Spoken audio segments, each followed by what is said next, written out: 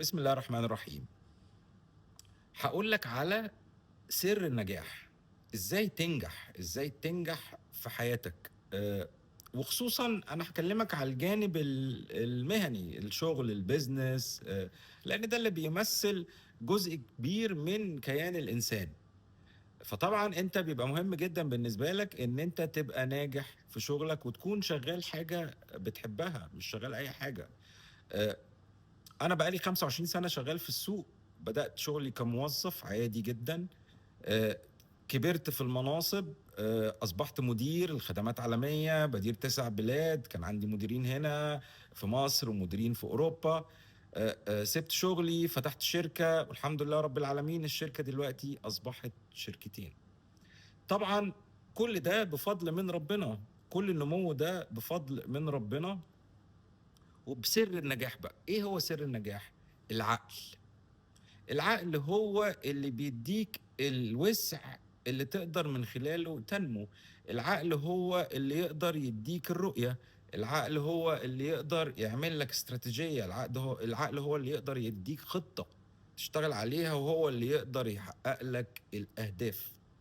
العقل هو تقريبًا كل حاجة، العقل هو بداية كل شيء، العقل ده هو اللي بيعالج البيانات والمعلومات اللي بتيجي من الدنيا، وبيبدأ يعمل لها processing زي الكمبيوتر كده، المخ بيستقبل الكلام ده كله، والعقل يبدأ يتعقل، وتحصل عملية الفكر، وتقدر في الحالة دي إن أنت تتحرك لقدام. آآ العقل هو صاحب التأثير الأول على الإنسان في نجاحه. لو الإنسان ما عرفش يستغل عقله بطريقة مضبوطة، للأسف مش هيروح حتّة، عشان كده في ناس كتير أوي بتيجي الدنيا وتمشي منها بدون تأثير يُذكر، ما فيش تأثير خالص يُذكر. وفي ناس بتنوّر، لإن الفكرة في النجاح هو مش الفلوس على فكرة، الفكرة في التأثير. الفلوس عمرها ما كانت هي الحاجة الأساسية، في ناس كتير أوي معاها فلوس، بس ما عرفوش ينجحوا، وفي ناس معهاش فلوس بس راحوا في حتت بعيدة أوي، ليه؟ لأنهم عارفين السر، عارفين إزاي يقدر يدير عقله لخدمته. ففي الفترة الجاية أنا هادّيكم شوية techniques من الحاجات اللي أنا اتعلمتها، لإن أنا طبعًا كان كل تركيزي إن أنا أتعلم إزاي الإنسان بيشتغل، لإن أنا كان احتكاكي كُلّه مع الناس، فأنا كنت عايز أعرف باتعامل إزاي مع الناس اللي قدّامي، فكنت محتاج أعرف إزاي هُم بيفكّروا، إزاي هُم بينفعلوا، العلاقة ما بين الفكرة والشعور، الحاجات دي كُلّها، لإن أنا كنت بابقى محتاج إن أنا أتعامل مع الناس دي بطريقة معيّنة عشان أقدر أقنعهم بخدمة، أقنعهم بمنتج، أقنعهم إن إحنا نشتغل، لإن شغلي كُلّه ليه علاقة بالcommunication، بالsales، بالmarketing، وناس كتير أوي أنا حتى باتعامل معاها behind the screen بdigital strategies وحاجات كده.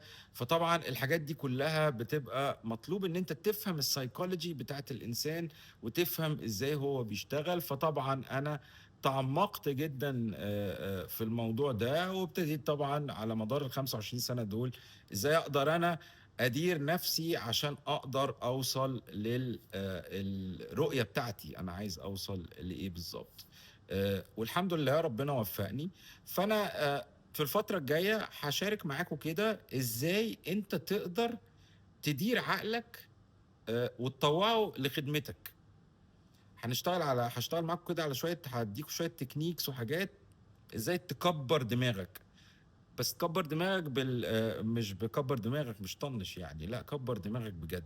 إزاي هنكبّر دماغك؟ لإن أنت مهم أوي في الفترة الجاية إن أنت تعرف تكبّر دماغك وتوسّع عقلك، عشان الcompetition هتبقى صعبة جدًا.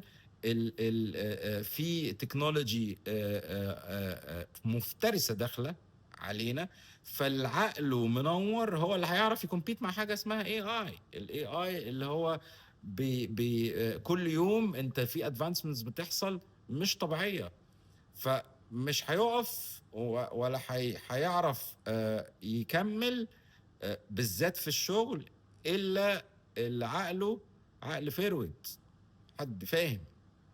فأنا هادّيكم كده شوية techniques عشان تقدر تعرف إزاي تكبّر دماغك، واشوفكم ان شاء الله في الفيديو الجاي، والسلام عليكم ورحمة الله وبركاته.